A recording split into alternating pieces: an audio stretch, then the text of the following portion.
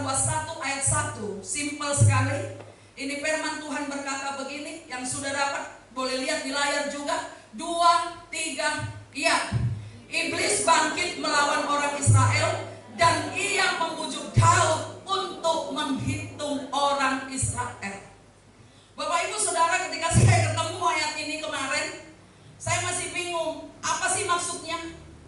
Bukankah Daud ini adalah seorang yang dikatakan dekat dengan Tuhan, seorang yang ada di hati Tuhan, saudara. Dikatakan Daud ini adalah orang yang benar-benar yang mengerti hatinya Tuhan. Tetapi kok dia bisa dibujuk oleh iblis? Kemudian saya diajak oleh firman ini untuk melihat di 2 Samuel 24. Cerita ini di 2 Tawarik 21 ayat 1 sampai selesai. Itu memang juga menceritakan hal yang sama. Tetapi di ayat 1 dari 1 Tawarik 21 ini menyatakan keterbukaan. Bapak Ibu Saudara, Alkitab kita adalah Alkitab yang terbuka. Alkitab kita adalah buku yang jujur. Alkitab kita sangat jujur. Dia tidak hanya menceritakan tentang tokoh-tokoh yang melakukan mukjizat, tidak hanya memperlihatkan tokoh-tokoh yang hebat, tetapi dia juga mencatat dan memberitahukan kepada kita tentang cacat-cacatnya tokoh-tokoh ini dan bagaimana mereka menghadapi Tuhan ketika mereka cacat di hadapan Tuhan dan apa yang menjadi konsekuensinya. Mari kita bercermin dari firman ini hari ini. Semoga saya dan saudara bisa dapatkan makna hari ini yang akan membawa kita berjalan besok sampai ke depan. Semakin hari semakin cinta Tuhan. Saya melayani di satu tempat, saudara, di mana mereka itu semua juga adalah orang-orang yang melayani Tuhan, melayani gereja lah ya. Dan waktu saya ada di situ, saya nangis. Saya bersyukur. Ternyata memang gak banyak orang yang takut dan hormat pada Tuhan. Saya bersama Rita. Saudara, memang mereka suka dengan saya, tapi gak suka dengan firman.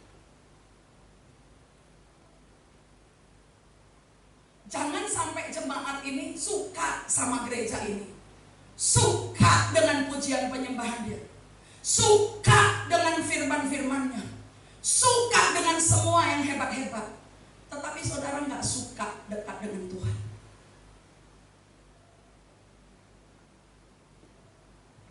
Suka dapat berkat, suka dapat sesuatu, suka ibadah, tapi gak suka jadi orang benar. Pesan-pesan Tuhan makin gencar, tapi jemaat makin sedikit datang ibadah. Mengapa? Tandanya hatimu tidak sepaham denganku. Bapak Ibu Saudara, 2 Samuel 24. Mari kita lihat di ayatnya yang pertama. Ini menceritakan tentang kondisi Daud. Hal ini terjadi di masa tuanya. Perhatikan Bapak Ibu, saya selalu ngomong sama Bapak, Pak, kita ini sudah tua. Kebanyakan hamba-hamba Tuhan kalau sudah mulai tua, imannya melemah, pengajarannya mulai ngawur. Bahkan saya ngalami, ibu rohani saya sendiri pun mengalami pelencengan itu. Mulai ngawur, tidak lagi teguh sebagaimana dia waktu dipanggil Tuhan. Tetapi saya selalu berkata kepada Bapak Gembala, kita sudah semakin tua, tapi lihatlah, kita harus semakin teguh di dalam pengajaran yang benar, di dalam sikap hidup yang benar. Jangan sampai sudah dedengkotan jadi orang Kristen, tapi tidak ada satu buah pun yang bisa dinikmati orang dalam hidup kita. Hal ini terjadi satu lagi, di mana Daud beberapa kali jatuh dalam dosa. Tapi kalau kita lihat efeknya yang terbesar itu adalah di akhir hidupnya, di masa tuanya, di mana ketika dia sudah semua alami kemewahan, kelimpahan Tuhan sudah beri, segala sesuatu Tuhan sudah nyatakan, janji-janji Allah sudah digenapi. Tetapi Daud jatuh dalam satu dosa yang disebut dengan pride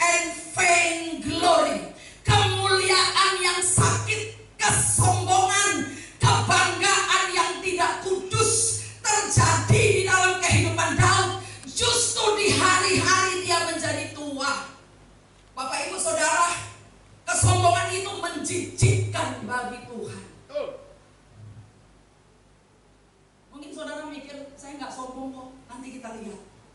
Kita mau bercermin dengan firman ini. Setuju? Amin. Lain-lain setuju ya. Gak marah, gak berhenti nanti, gak ngambek. Mari kita bercermin. Cuma Tuhan, mari kita bercermin. Dengar baik ya. Lo gak datang ibadah itu aja udah sombong. Lo datang terlambat aja sombong. Lo angkuh. Kita lihat ayatnya. Mari kita lihat. Ayat 1 dikatakan, bangkitlah pula murka Tuhan terhadap orang Israel. Ia menghasut Daud melawan mereka. Firman-Nya, pergilah, hitunglah orang Israel dan orang Yahudi sedikit seperti bertolak belakang dengan 1 Tawarik 21 ayat 1. Kalau 1 Tawarik 21 itu jelas sekali dikatakan apa? Iblis menghasut. Jadi saya mau katakan di sini dikatakan tidak ada kesalahan tentang firman ini. Dikatakan iblis menghasut Daud untuk pergi menghitung. Iblis membujuk. Perhatikan, kalau kita ini sudah benar, iblis itu selalu membujuk kita untuk jatuh dalam dosa. Dibujuknya, jadi nggak dipaksa. Iblis itu lemah lembut. Kalau orang Kristen yang suka doa malah kasar, iblis lembut. Tahu iblis? Halo bang, lembut kan? Apa kabar bang? Anak Tuhan, apa kabar lo? Iblis itu lembut sebenarnya, dia bujuk. Dikatakan, mengapa ini dianggap satu kesalahan? Dikarenakan Daud mulai sombong. Dikatakan lalu berkatalah raja kepada Yoab. Ini maksudnya Raja Daud ngomong kepada panglimanya, panglima tentaranya yang bersama dia. Dia bilang, jelajahi seluruh negeri, dari semua suku Israel, dari Dan sampai Berseba. Bayangkan luasnya kerajaan itu, dari timur, dari utara sampai ke selatan, dan ke Berseba.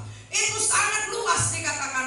Lalu berkatalah Yoab kepada raja, kiranya Tuhan Allahmu menambahi rakyat 100 kali lipat daripada yang ada sekarang, dan semoga mata tuanku raja sendiri melihatnya. Tetapi mengapa tuanku raja menghendaki hal ini? Perhatikan, Yoab sadar bahwa bangsa Israel itu hidupnya selalu dengan ketetapan Tuhan. Sebenarnya panglima ini keberatan untuk pergi menghitung, sebab di dalam Alkitab dikatakan, di dalam Keluaran pasal 30, pelayan Tuhan boleh catat untuk bahan khotbahmu. Keluaran 30 ayat 12 dikatakan, setiap kali bangsa Israel menghitung rakyat atau tentara harus mempersembahkan korban lebih dulu. Tetapi Daud cuma perintah suruh jalani, jelajahi, jalani dan hitung tentara. Yoab kaget. Yoab udah bilang, kiranya Tuhan menambahi tentara-tentaramu 100 kali lipat. Tetapi mengapa hal ini harus kita lakukan?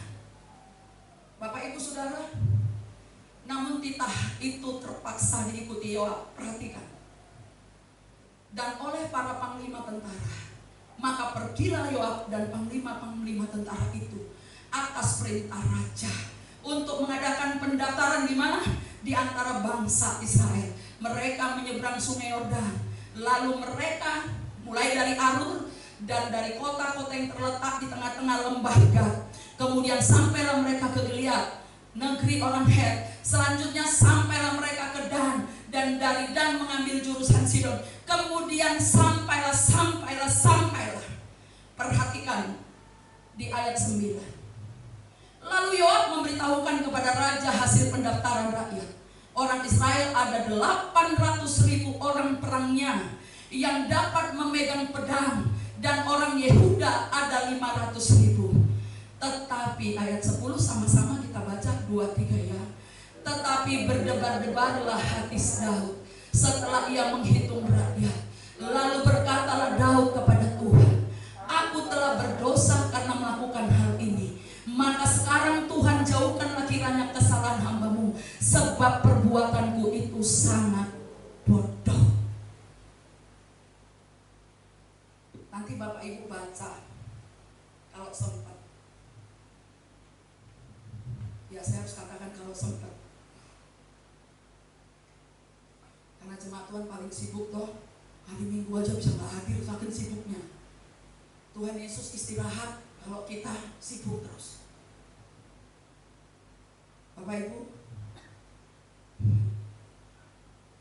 iblis membujuk Daud. Apa sih sebenarnya kesalahan? Kenapa Daud bersalah untuk melakukan sensus? Ini prediksi saya. Prediksi saya loh.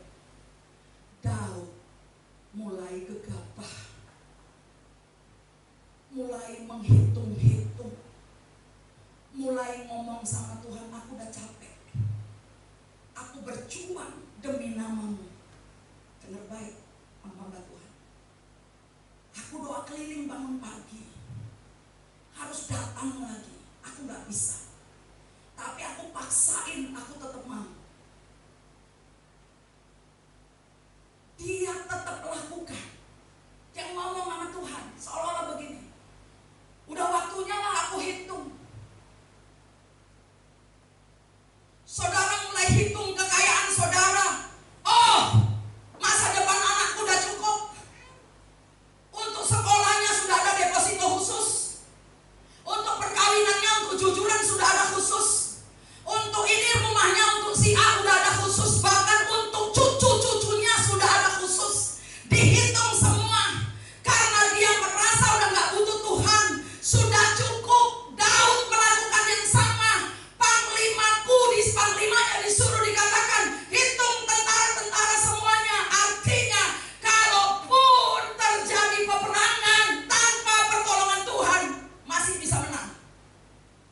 Atas jumlah tentara itu, ini yang membuat kejijikan di mata Tuhan.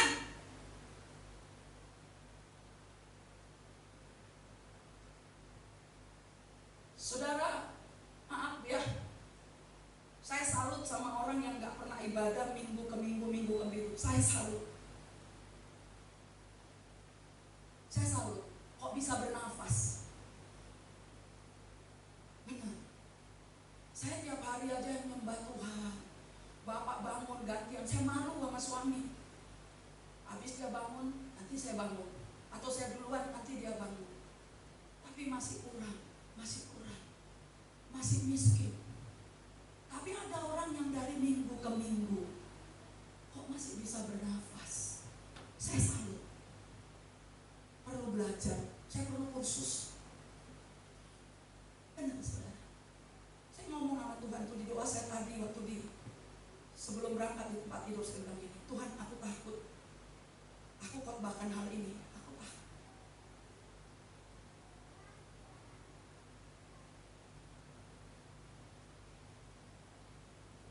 Aku perlu kursus sama orang-orang seperti itu. Bagaimana caranya?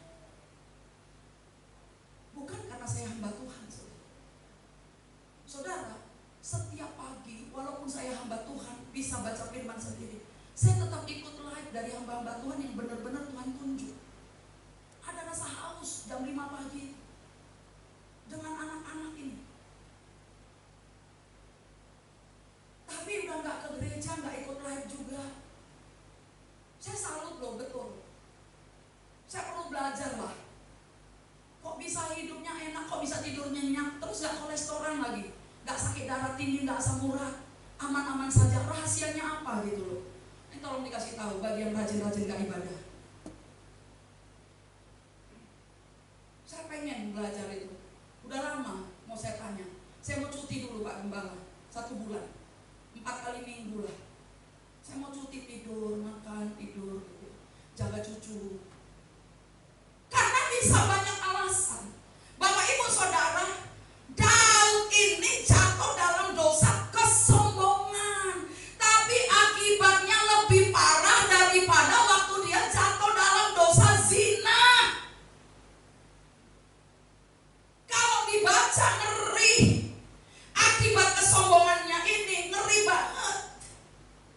Tuhan marah kepada dia. Mari lihat saudara, hati Daud berdebar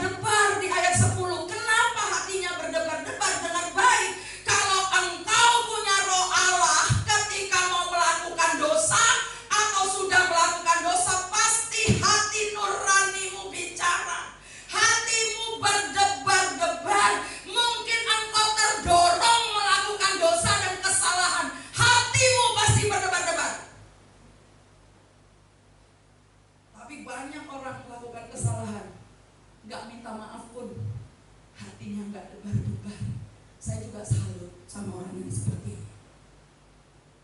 Salut.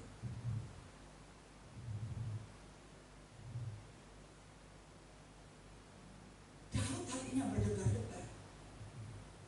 Kemudian apa? Tapi Tuhan sayang kepada Daud. Mari kita lihat. Setelah Daud bangun pada waktu pagi bangun tidur, datanglah firman Tuhan kepada Nabi Gad. Melihat Daud demikian, pergilah, katakanlah kepada Daud, beginilah firman Tuhan. 3 perkara yang kuhadapkan kepadamu, pilihlah salah satu dengan baik. Konsekuensi dosa itu tetap ada. Tuhan memang ampuni. Ada 3 pilihan yang harus dipilih Daud. Yang pertama, dikatakan gini, apa saudara? 3 perkara kuhadapkan, pilihlah salah satu, maka aku akan melakukannya kepadamu. Kemudian datanglah Nabi Gad kepada Daud, memberitahukan kepadanya dengan berkata kepadanya, akan datangkah 1 menimpa engkau 3 tahun namanya kelaparan. Ini pilih. Atau 2, engkau selalu melarikan diri dikejar-kejar musuh. Selama berapa lama? 3 bulan namanya. Daud bilang udah capek dikejar-kejar musuh. Saul ngejar-ngejar, Absalom anaknya sendiri ngejar-ngejar. Udah capek, kali ini belum ada yang kupilih. Yang ketiga, akankah negeri ini rakyatmu kena penyakit sampar 3 hari lamanya? Daud pun masih anggap remeh. Dia pilih yang ketiga. Cuma 3 hari penyakit sampar. 10.000 habis. Tapi mari lihat, Bapak Ibu sayang dengan anak dan keturunan. Amin. Amin. Ingat, kalau kau buat dosa sombong, anak-anakmu yang kena. Rakyat, pemimpin dengar baik. Maka sekarang pikirkanlah dan timbanglah, jawab apa yang harus kusampaikan kepada yang mengutus aku. Dengar, zaman dulu bangsa Israel beribadah selalu melalui perantaraan para nabi atau imam. Nabi kan berkata, jawablah, pilihlah dari yang 3 itu, biar ku sampaikan kepada yang mengutus aku. Siapa yang mengutus? Tuhan. Dia mau sampaikan jawaban Daud kepada Tuhan. Apa katanya? Dia ngomong begini, sangat susah hatiku. Biarlah kiranya aku jatuh ke dalam tangan Tuhan. Rohani banget. Tapi dia apa saudara? Mencelakakan orang lain. Dia nggak mau mencelakakan dirinya. Ditimpakannya kesalahan itu. Ingat, yang kedua itu adalah pilihan yang tepat bagi dia. Dia yang harus tanggung dosanya, tetapi dia mau rakyatnya yang mati. Kebobrokan Daud ada di sini. Jangan sampai kita kalau punya dosa dan kesalahan, kita timpakan kepada orang lain. Akui dia di hadapan Tuhan. Sebenarnya ada kesempatan bagi dia lepas, cuma 3 bulan lari-lari. Tapi dia nggak mau. Nggak punya rasa empati lagi dengan rakyatnya. Oh, dia udah kaya. Dengar baik, kau tidak akan pernah punya empati dengan orang berdosa. Karena engkau sudah menikmati hadirat Tuhan begitu lama, sudah kapalan. Nggak punya empati, mau dikatakan nias mau tenggelam. Nggak punya empati untuk datang berdoa, berpuasa. Nggak punya. Kenapa? Hatimu sudah bebal. Engkau berpikir begini, yang kena hukum bukan aku aja, rame-rame.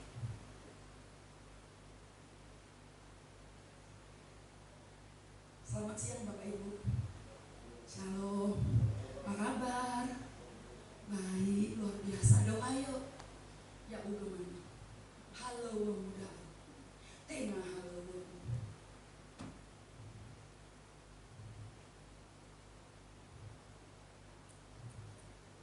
Saudara tahu, kita didatengin sama mantan pegawainya Mikesia.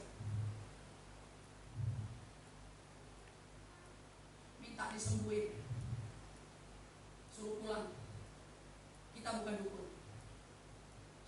sekarang orang beragama, orang Kristen rajin berdukun. Pendeta pun mau dijadikan dukun. Saya udah hafal, saya bilang udah suruh pulang aja. Gak akan mau beribadah dia itu, gak mau diajar, dia cuma butuh kesembuhan. Pergi aja ke sana, ke Amalomaru, sembuh dia. Orang Kristus Dinias nggak takut masuk neraka, hebat.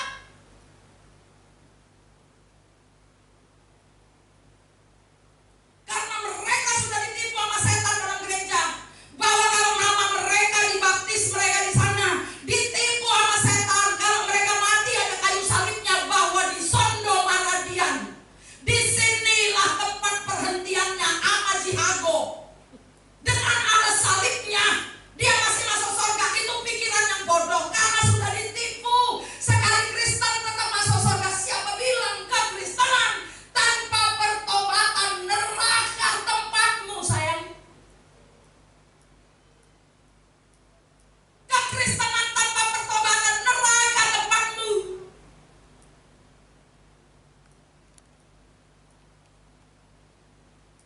Ibadah tanpa perubahan neraka tempatmu. Memang kalau saya khotbah nggak pernah enak, karena aku bukan pedagang es krim. Karena Tuhan berkata, aku sudah di depan pintu. Ibadah karena agama, neraka tempatmu. Tanpa lahir baru, tanpa kepenuhan Roh Kudus, neraka tempatmu. Saya nggak takut kalau ada orang bilang ditakut-takuti. Saya nggak nakut-nakuti. Alkitab yang ngomong tanpa pertobatan salib nggak ada artinya. Meskipun di kota ini ada 7 salib berdiri.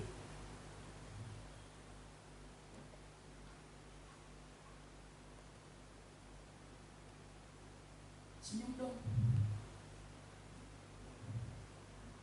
Coba lihat kiri kanannya, ngomong gini, Izai, tanpa pertobatan neraka. Haleluya.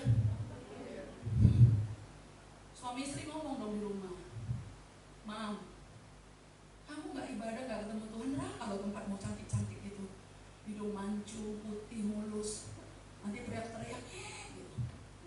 Mending nangis di gereja ketemu Tuhan, kayak ibu gembala subur. Amin. Tapi ketemunya sama Tuhan. Ngomong istri-istri sama suami, hati-hati loh era kevema nerako kesoaya narako. Ada yang bilang, mudah-mudahan dia nanti kapan-kapan lihat, dia bilang gini tentang pendeta Rojano, untuk kuburannya aja nggak ada tanahnya. Nggak ada tanah, mau tahu susah amat itu, dibakar, cuma kendi, taruh dulu mana aku kendinya, ditunggui. Ngomong siapa? Iparnya. Tapi aku jamin dia ke neraka. Karena tanahmu, rumahmu, mobilmu, depositomu nggak penting bagi Tuhan, nggak bisa dijadikan alasan masuk surga.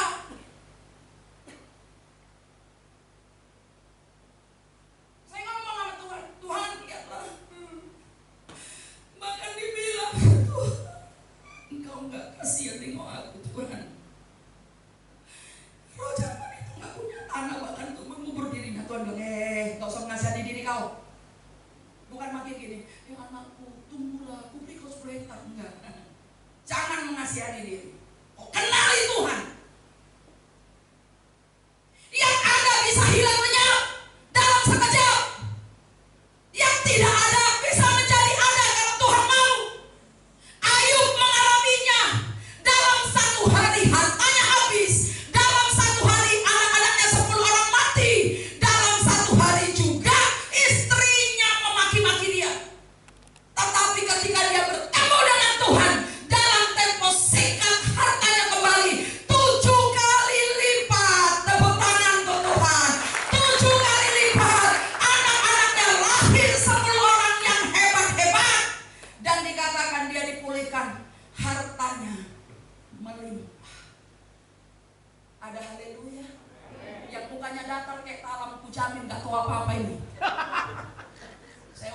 pakai pun tenang aja, datar aja mukanya, kayak orang mau ditabrak motor. Tenteng, tenteng, tenteng, terbalik, terus. Padahal udah, haleluya. Tepuk tangan untuk Tuhan dulu.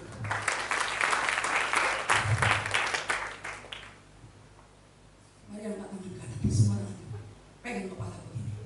Tuhan, tolong aku, jangan bodoh. Tepuk tangan.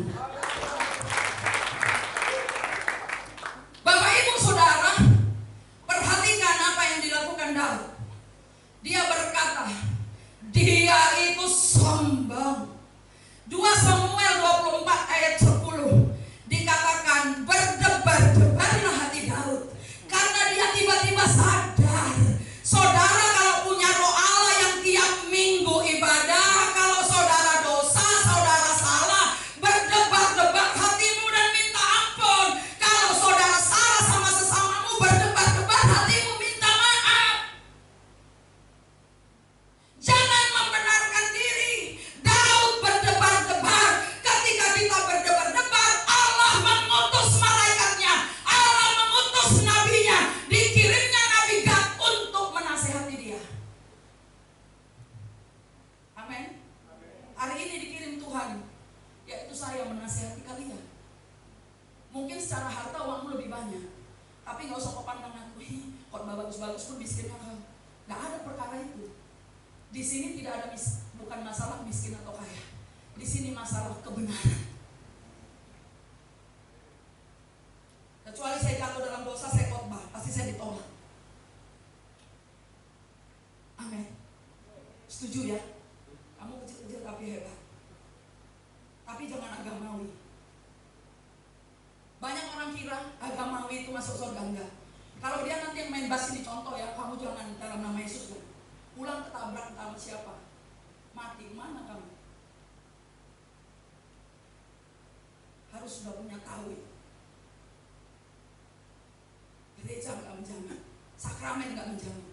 Jangan kalau udah cengap-cengap panggil pendeta perjamuan kudus, makin mati, bukan makin selamat. Makanya selagi sehat, bertobat. Amin. Amin. Jangan nunggu waktu. Kan ada yang nulis di Facebook gitu kan? Yang nulis ada di sini. Jangan nunggu telat. Lihat kiri kanan. Bertobat nama, bilang nama Kesia. Bilang nama Kesia, bertobat nama. Jangan kayak aku.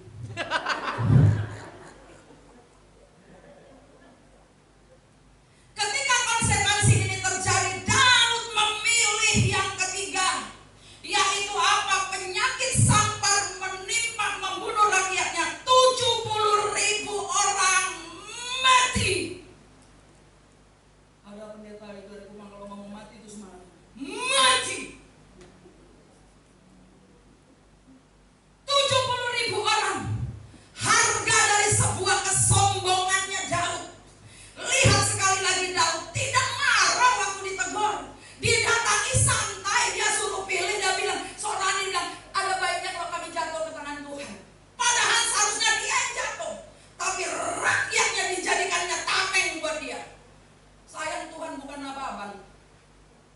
Kalau Tuhan Nababan nggak bisa, tinggal nggak kau pilih, aku yang lakukan, lempar kau. Tapi Tuhan itu Allah yang adil. Dia beri kesempatan kepada kita supaya kita sadar.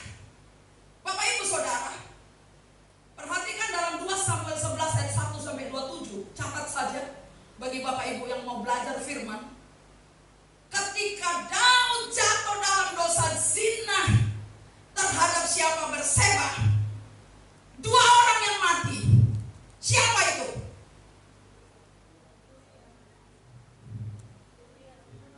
Iya. Cuma 2 orang. Ketika dia jatuh dalam dosa itu, cuma 2 orang yang mati, Uria dan anaknya. Tetapi ketika dia jatuh dalam dosa ini, kesombongan yang hebat ini, apa yang terjadi? 70.000 orang mati. Bayangkan harga dari satu kesombongan yang harus saudara bayar. Jadi hati-hati dengan kesombongan. Jangan karena kesannya tidak ada korban, saudara santai-santai. Mau tahu apa itu sombong? Mau tahu? Lakukanlah Bu, jangan, nanti aku kaget jantungku berhenti. Saudara nggak beribadah sombong, nggak berdoa sombong, nggak melayani Tuhan sombong. Lihat nanti apa upah sombong. Ngeri loh. Saya waktu baca, nggak mau lah Tuhan, nggak mau. Waktu dia kau mulai hitung, wah aku udah punya rumah di sini untuk anakku nomor 1, untuk anakku nomor 2 udah ada rumah di sini, untuk anakku nomor 3 udah ada di sebelah utara, untuk istriku rumah pusat, rumah awal, untuk selingkuhanku ada nanti di sana.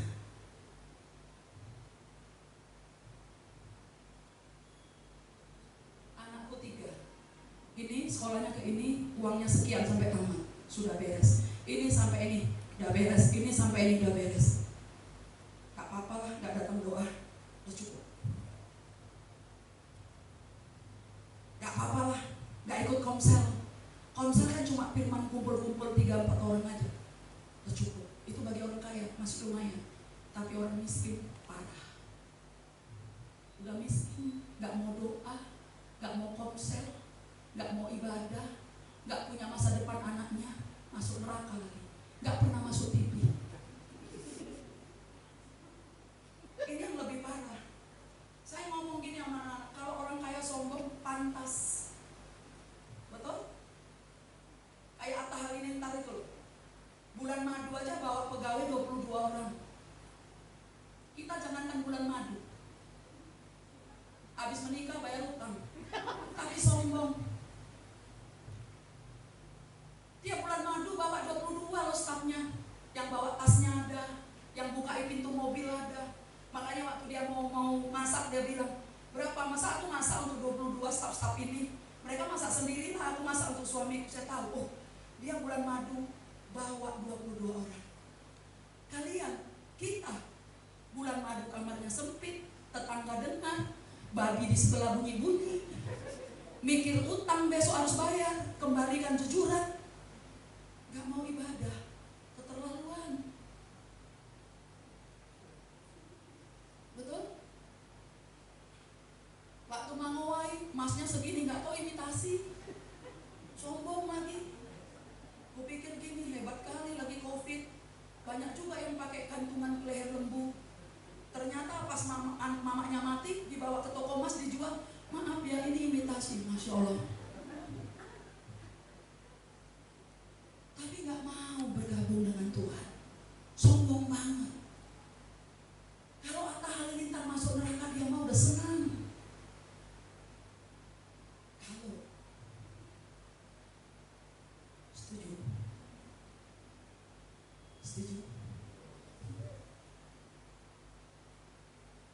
Saya tadi waktu bapak jadi WL, saya ingat, ini anak-anak yang pernah jadi WL kira-kira ingat nggak ya sama Tuhan?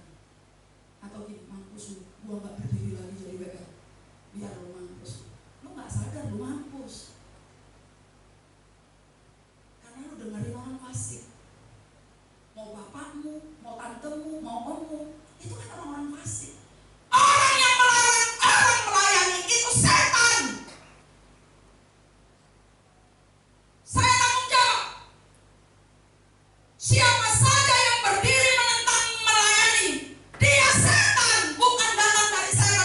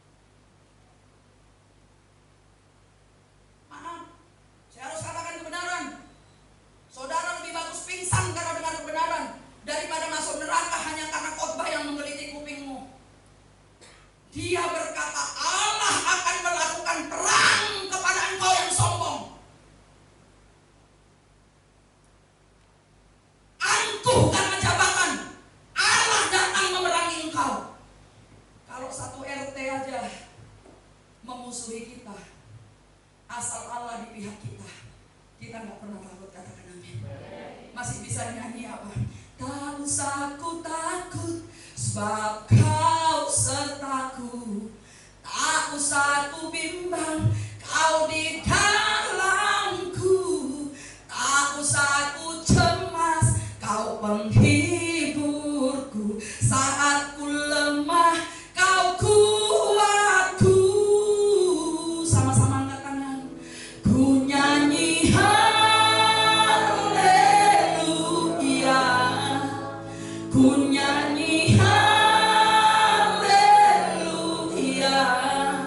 Sungguh kau hebat, ajaib perkasa perbuatanmu. Katakan apa? Di hidup. Kalau kau dibenci orang lain, difitnah orang lain, masih bisa nyanyi lagu ini. Ketika engkau dekat dengan Tuhan, engkau diperlakukan tidak adil seperti Daud waktu dia diperlakukan tidak adil, masih bisa menulis Mazmur Daud yang begitu indah. Kenapa? Karena dia dekat dengan Allah. Orang yang dekat dengan Allah, dia tidak takut dianiaya. Tapi bayangin kalau Allah datang memerangi kita, mampuslah kita semua. Masih mau sombong? Halo? Masih mau angkuh dengan suaramu yang kau gak mau kasih sama Tuhan itu? Kalau Tuhan datang perangi kau, masih mau sombong, gak mau doa keliling? Masih sombong, gak mau ikut doa? Masih mau sombong? Keselak biji jagung aja, kamu harus operasi 40 juta. Akan amin. Katakan amin. Masih mau sombong? Masih mau gampang tersinggung?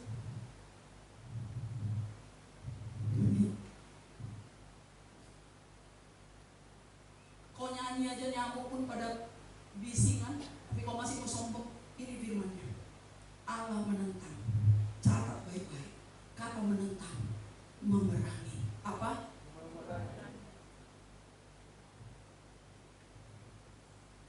Perawat sudah menikah? Mahal ya dulu ya. Berapa ratus? Itu apa? Kau gak kenal Tuhan? Menikah dengan orang yang gak takut Tuhan, bodoh. Tapi ada kesempatan bagi kita kalau kita mau bertobat. Jangan sampai Allah menentangmu. Ngeri, siapa yang berani? Kalau misalnya tentara Bapak Daud nentang aku masih berani, gak apa-apa lah, hukum dunia masih berlaku, oke? Kalau dia mati contohnya terbunuh atau sering terbunuh, dia masuk penjara atau saya masuk, selesai bukan? Tapi kalau Tuhan, gak ada yang sanggup. Saya mau tanya, yang sanggup menentang Tuhan, tolong angkat tangannya.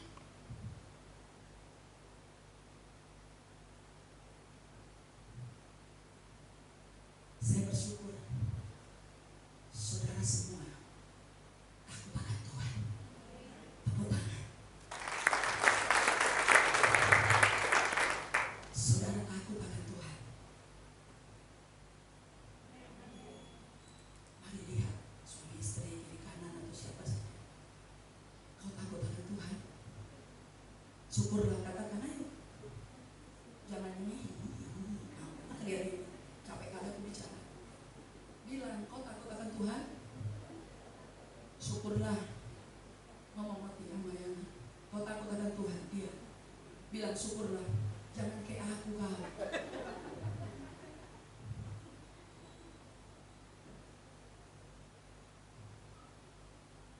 Mau berhenti jadinya saya nggak tahu.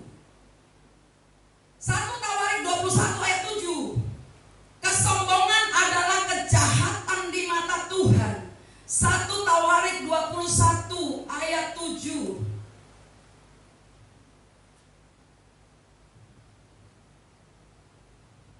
Nah, apa dikatakan? Perhatikan ya.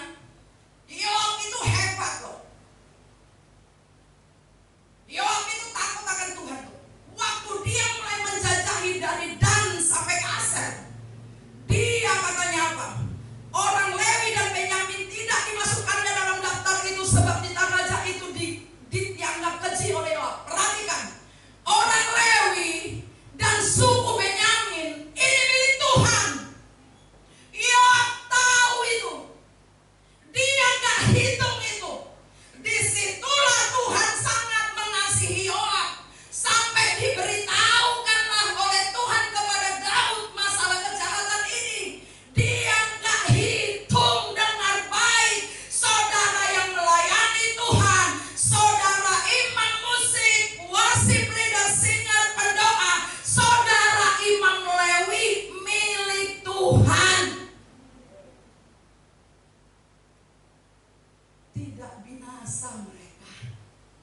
waktu rakyat binasa, mereka tidak binasa. Haleluya. Pelayan Tuhan tidak binasa, dikhususkannya. Kenapa? Dikatakan Yoab, aku gak hitung mereka. Kalau Yoab hitung, mereka kena sampar. Siapa yang mau pimpin pujian? Siapa yang mau mendamaikan dengan Tuhan? Tiapa, karena mereka milik Tuhan. Dilalukannya dengan baik. Kalau engkau mau dilalukan dari penyakit sampar COVID corona, layani dia. Jadilah milik Tuhan. Jadilah milik Tuhan. Berhenti jadi milik dunia.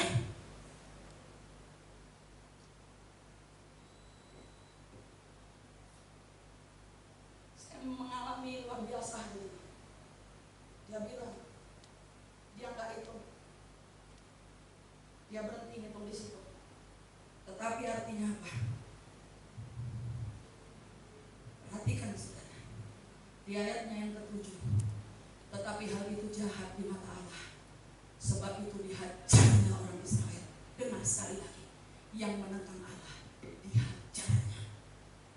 Tadi apa? Diperanginya. Yang kedua apa? Dihajarnya. Dengan apa? Kematian. Dengan penyakit sampar. Dengan yang menakutkan. Mari yang masih mau sombong, silakan, monggo.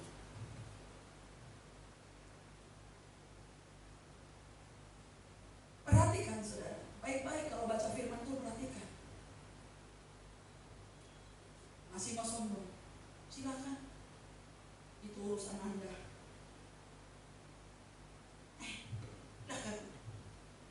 Terakhir aku. Anakku gak bisa dengerin sedikit-sedikit agak keras. Sudah biasa lemah lembut karena makan bubur di rumah sama minum cucu. Apalagi kalau ibu kepala ngomong kan makannya sambil melotot-melotot. Anakku gak sanggup. Berhenti aja melayani. Silakan, monggo. Kau bukan menentang aku, menentang Tuhan.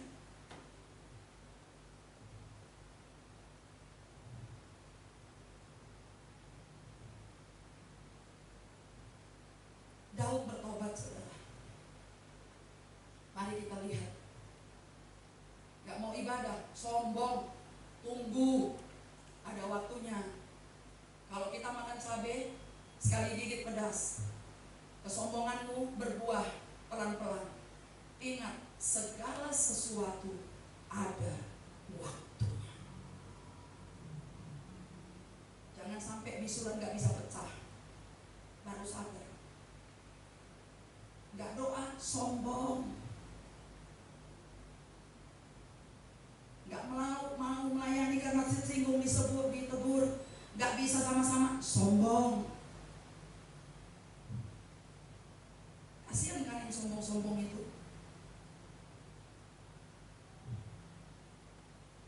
Gak penting, ibadah aja lah. Pokoknya datang aku, Tuhan lihat mukaku. Tuhan lihat seluruh perbuatanmu, bukan hanya mukamu. Gak penting mukamu. Amsal 16:18. Orang congkak mendahului kehancurannya. Dengan tidak sadar kau akan hancur. Perhatiin aja. Lihat. Orang-orang yang sudah melakukan itu, lihat semuanya. Jadi pelajaran bagi kita. Jadi cermin bagi kita. Mari, kenapa kita perlu rendah hati, perlu kita hidup kudus, perlu kita hidup hati-hati. Ibrani 12 ayat 1 berkata, ada banyak saksi seperti awan yang mengelilingi. Munculkan ayatnya. Ibrani 12 ayat 1. Mari kita baca sama. Karena kita mempunyai banyak saksi. Banyak saksi yang melihat putra datang jauh-jauh dari Soge Adu untuk doa. Banyak saksi yang mengelilingi. Bukan hanya malaikat, orang-orang di sekelilingmu. Kalau kau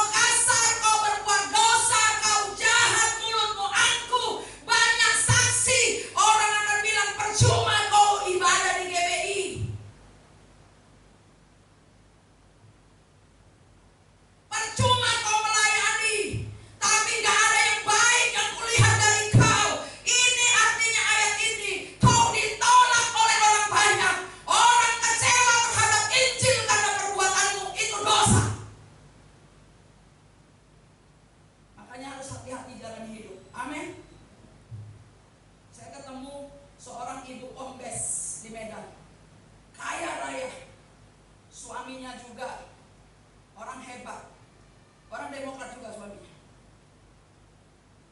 Tobing. Aduh, rendah hati banget.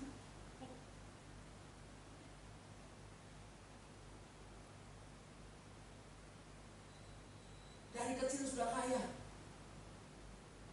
Rendah hati banget. Baik.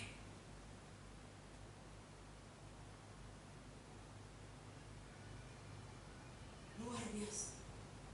Ayat ini berbicara kepada kita bagaikan awan yang mengelilingi kita. Marilah kita menanggalkan semua beban dan dosa yang begitu merintangi kita dan berlomba dengan tekun dalam perlombaan yang diwajibkan. Apa yang itu diwajibkan? Kasih, sukacita, damai sejahtera, mengampuni, lemah lembut, rendah hati, sabar, ramah, baik, nggak pelit.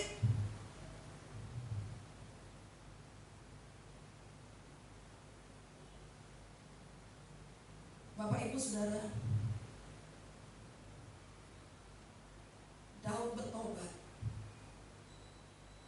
karena semua ini. Di 2 Samuel 24. Mari lihat. Sudah jam 12, tapi dikit lagi kok. Masih sempat makan siang.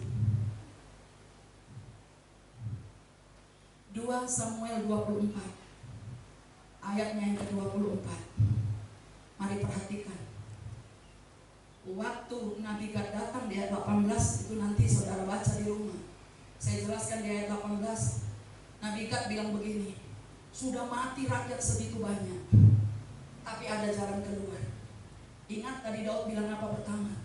Lebih baik jatuh ke tangan Tuhan. Kalau jatuh ke tangan Tuhan ada pertolongan, walaupun tujuan dia masih jahat. Tapi jangan karena ayat ini saudara suka-suka sama Tuhan. Siapa tahu gak akan ada pertolongan. Perhatikan dikatakan apa di ayat 18. Pada waktu Nabi Gad datang, dia bilang begini, ada jalan keluar. Daud semangat dan berkata, apa jalan keluarnya? Bukankah setiap kita kalau punya masalah butuh solusi? Amin. Apa jalan keluarnya?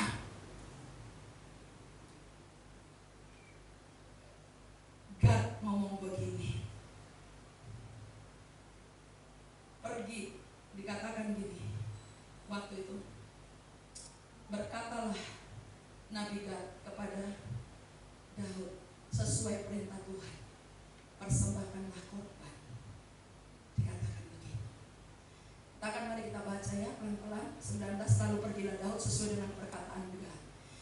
Ayat 18 bilang gini, pergilah dirikan mesbah bagi Tuhan di tempat pengirikan Arauna, orang Yebus itu. Nanti saya kasih tahu Arauna itu di mana sampai sekarang. Yang orang Israel, orang Indonesia pergi. Lalu pergilah Daud sesuai dengan perkataan Gad, seperti yang diperintahkan Tuhan. Ketika Arauna ini seorang raja, saudara, raja lain yang menjenguk dan melihat Raja Daud dengan pegawainya datang mendapatkannya. Pergilah Arauna keluar lalu sujud. Perhatikan, orang-orang yang diurapi itu dihormati di mana-mana. Bayangin udah jatuh dalam dosa pun orang lain memang gak tahu ada penghormatan. Kalau saudara mau dihormati, hiduplah takut akan Tuhan dan diurapi. Raja Arauna ini sujud sampai mukanya ke tanah. Bertanyalah Arauna, mengapa tuanku raja datang kepada hambanya ini? Jawab Daud, untuk membeli tempat pengirikan ini daripadamu dengan maksud mendirikan mesbah bagi Tuhan, supaya tulah ini berhenti menimpa rakyatku. Lalu berkatalah Arauna kepada Daud, baiklah tuanku raja mengambilnya dan mempersembahkan apa yang dipandangnya baik. Dia mau kasih gratis.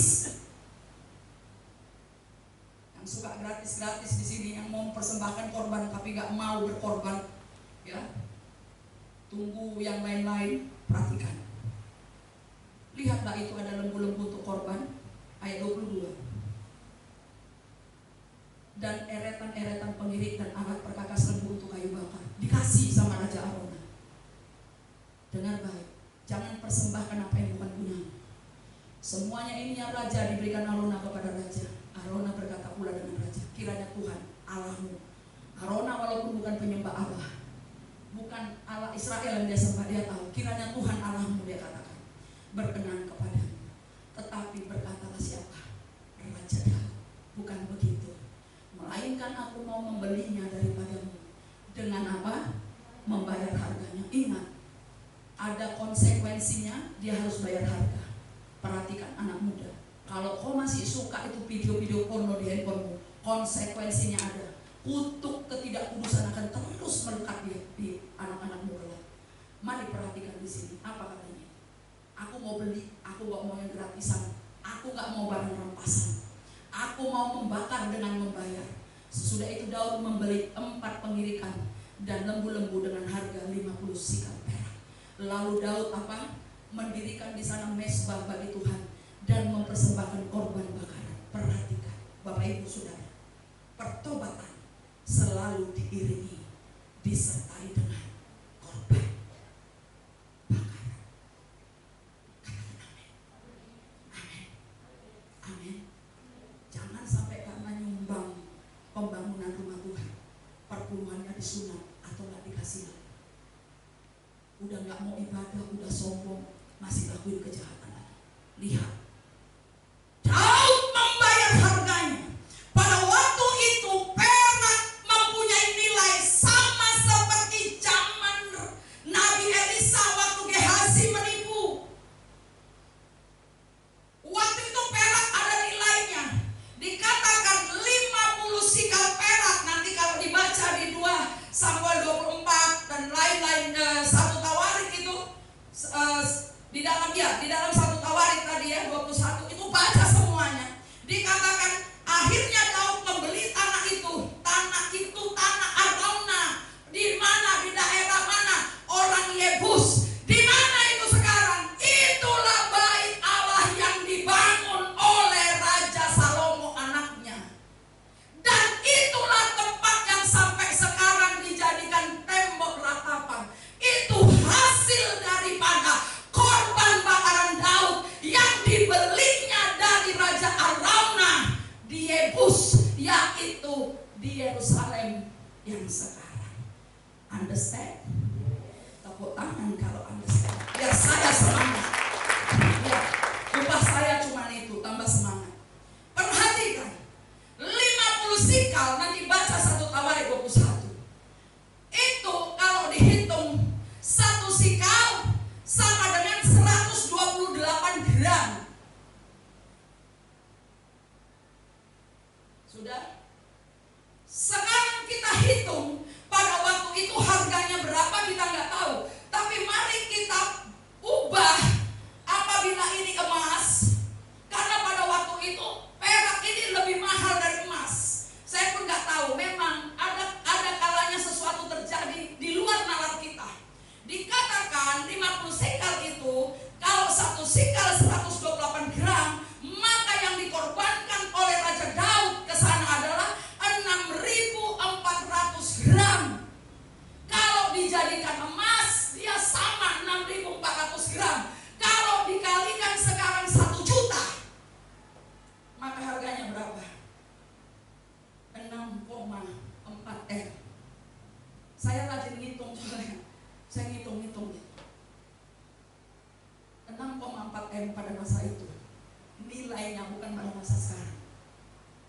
Itulah bait Allah yang sekarang dirindukan oleh bangsa Israel untuk dibangun kembali, karena pernah diruntuhkan oleh orang asing.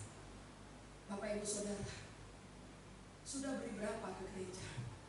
Masih bersungut-sungut. Persembahkan uang gak mau, persembahkan anak jadi pelayan gak mau, persembahkan apapun gak mau, tapi nuntut berkat, bukan karena kejahatan. Saya bawa ke hati saudara, bukankah itu kejahatan? Persembahkan hari Rabu FA pun hanya berapa jam, 2 jam paling, itu pun kamu gak mau. Kasih rumahmu untuk kumpul FA, itu pun kamu gak mau. Tapi kau nuntut berkat Allah, jahat gak? Halo?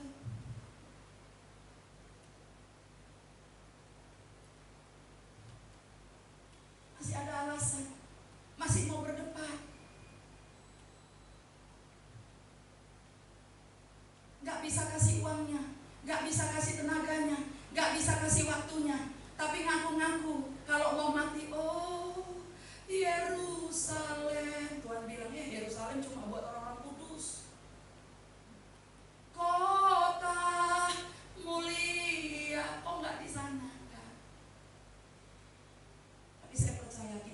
sadar kita semua akan ada di Yerusalem baru.